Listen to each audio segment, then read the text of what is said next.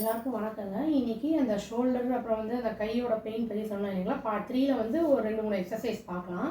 எப்படின்னு சொல்கிறேன். ஒரு இரும்பு கம்பி பைப்போ இல்லாட்டி வந்து பிளாஸ்டிக் பைப்போ எடுத்துக்கணும். அப்புறம் வந்து அதை கை முதுகுக்கு பின்பக்கமாக இப்படி வச்சுக்கிட்டு அப் அண்ட் டவுனாக இப்படி வந்து லிஃப்ட்டு ஏற்றி இறக்கணும். அப் அண்ட் டவுன் இப்படி வந்து 1 2 3 அப்படி வந்து 10 கவுண்ட் வச்சுட்டு ஒரு 4 to 5 செட்ஸ் பண்ணலாம். அடுத்த எக்ஸசைஸ் என்னன்னு பார்க்கலாங்க. அடுத்த எக்ஸசைஸ்க்கு நம்ம யூஸ் பண்ண போகிறது இதுதாங்க. அதாவது பாலோ இல்லாட்டி இந்த மாதிரி தான். இதை வந்து என்ன பண்ணணும்னா கையில் வச்சுக்கணும். இப்படி பேக்கில் கொண்டு போயிட்டு அதை ஃப்ரண்ட்டில் திரும்பி கொண்டு வரணும்.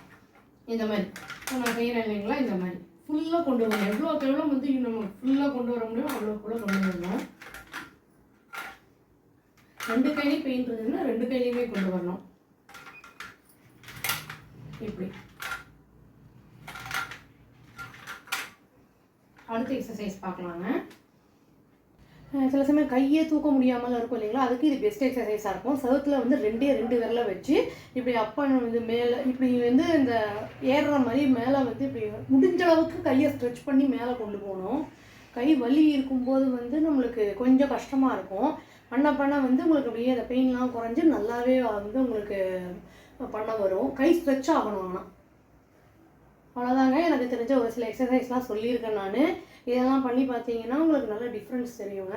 அவ்வளோதான். Thank you. Please do like, share and subscribe our channel and click the all option and tap the bell icon. Thank you.